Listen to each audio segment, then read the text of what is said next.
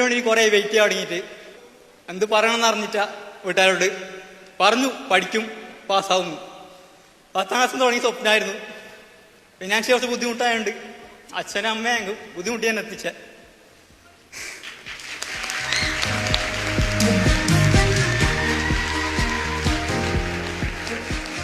ഞാനിന്ന് വരുന്നില്ല വിചാരിച്ച ആളാ. അതിന് കാലത്താണ് ഞാൻ പറഞ്ഞായിരുന്നു അച്ഛമ്മയും അമ്മയും ഒന്ന് കയറ്റണം, അത് മാത്രമേ ഉള്ളൂ. അല്ലാതെ ഈ ട്രോഫി വാങ്ങുന്നത് എനിക്ക് വലിയ താല്പര്യമുള്ള പരിപാടിയല്ല. എന്നുവെച്ചാൽ 10ാം ക്ലാസ് കുറെ വാങ്ങിയതാ, അതുകൊണ്ട് വലിയൊരു ഉപകാരം തോന്നിയിട്ടില്ല. എന്നുവെച്ചാൽ മാർക്ക് കൊണ്ട് ഒരു ഉപകാരം തോന്നുന്ന ഒരാളും തോന്നിപ്പോയി. അത് ഇപ്പൊ അങ്ങനെയല്ല. അദ്ദേഹം പറഞ്ഞ CA ഒക്കെ വന്ന കോഴ്സ് ജീവിതം മാറുന്നു പറഞ്ഞു, മാറി. ഒറ്റ കോഴ്സ് കൊണ്ട് ഇപ്പൊ ഏറ്റവും ഹാപ്പിയാ. എന്ത് പറയണമെന്നറിയില്ല.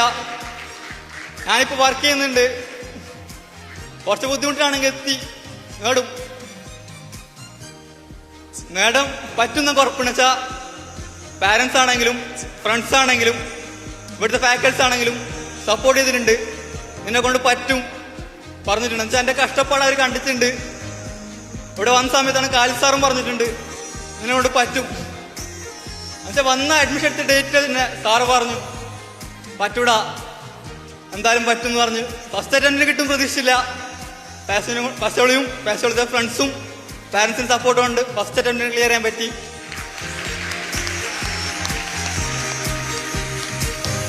താങ്ക് യു എല്ലാവർക്കും.